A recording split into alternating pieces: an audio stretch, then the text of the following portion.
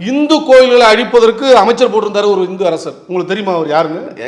யாரு தெரியுமா உங்களுக்கு? நான் சொல்றது உங்களுக்கு தெரியுமா? அத சொல்லுங்க. நீங்க அத சொல்லுங்க முதல்ல. நீங்க இந்து முன்னணி 1947 சட்ட தெரியுமா உங்களுக்கு? உங்களுக்கு தெரியுமா? முன்னாடி அத சொல்லுங்க. நான் அதல்ல சப்ஜெக்ட்டுக்கு வருவோம். பாருங்க, நீங்க அதுக்கு முன்னாடி சைவம் இருந்துச்சு, வைஷ்ணவம் இதெல்லாம் பிரச்சனை இருந்துச்சுங்க. இல்லன்னு சொல்லல. தனியா வச்சுக்குவோம் இந்த சப்ஜெக்ட். இல்ல, நான் அதுக்கு சொல்லல. சைவம் வைஷ்ணவம் மத ரீதியான மோதல்களுக்கு எந்த காலத்திலும் இடமே இல்லை. புதுசா எதுக்கு ஒரு பழக்கத்தை உருவாக்குறாங்க? இல்லங்க, அது இருந்ததுங்க காலங்காலமா எல்லா தர்காக்களையும் உண்டுங்க. அங்க கிடையாது, அங்க கிடையாது. பாருங்க, இவர் பரிபாடலை பத்தி சொன்னாரு. பரிபாடல்ல ரொம்ப அழகாவே சொல்லுது திருப்பரங்குன்றத்தை பத்தி.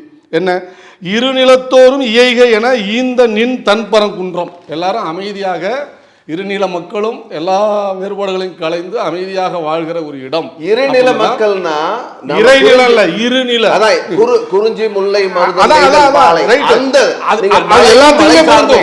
அது பன்மைத்துவம். தரையும் தரை சார்ந்த பன்மைத்துவம், நிலை சார்ந்த இடம். இதெல்லாம் சேர்ந்து இருங்க கொஞ்சம். எல்லா பன்மைத்துவத்தையும் உள்ளடக்கியது தான் பரிபாடல் சமயத்துல ஏதோ இஸ்லாம் வந்த மாதிரி சொல்றாரு அவரு.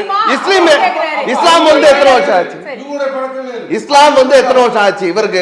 அது தவறான விஷயம். 1400 வருஷம் தான் இஸ்லாம் வந்து. மரமே கிடையாது.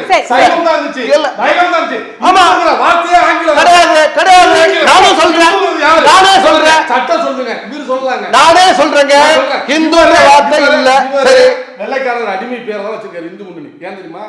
யாரெல்லாம் பௌத்தர்கள் இல்லையோ, யாரெல்லாம் சமணர்கள் இல்லையோ, யாரெல்லாம் வைணவர்கள் இல்லையோ, யாரெல்லாம் இஸ்லாமியர்கள் இல்லையோ, யாரெல்லாம் கிறிஸ்துவர்கள் இல்லையோ, அவர்கள் தான் இந்துக்கள். இப்ப இந்து சமய அறநிலையத்துறையே வச்சிருக்கோம். அதாங்க, அத என்ன அததான் பின்பற்றிட்டு இருக்கோம். வார்த்தை எந்த வேதத்தையாவது இருக்கா? எடுத்து காட்டுங்க. இருக்கு. நான் காமிக்கிறேன். தாராளமா காமிக்கிறேன். நீங்க ஏதோ தமிழ் இலக்கியத்துல இருக்கா? எடுத்து காட்டுங்க. இந்த சப்ஜெக்ட் வருவோம். வேற பக்கம் போவேன். இந்த சப்ஜெக்ட் மதத்துல 85 விழுக்காடுக்கு மேலே இருக்கிற யாருக்கும் பிரச்சனை இல்லை. பிற்படுத்தப்பட்டவர்களுக்கோ, தாழ்த்தப்பட்டவர்களுக்கோ, பழங்குடி இனத்தவருக்கோ இந்த பிரச்சனை வரல. ஆனா இந்த இந்து மதத்தின் பெயரால் போர்வையை பூட்டிக்கிட்டு இருக்கிறீங்கல்ல, அதாவது பசுதோல் போர்த்திய புலிகள், நீங்க தான் இந்து மதத்துக்கு ஆபத்துங்கிறீங்க. இந்து மதத்துக்கு ஆபத்து இல்ல, நீங்க அதை சொல்லி நீங்க அரசியல் நடத்துறீங்க.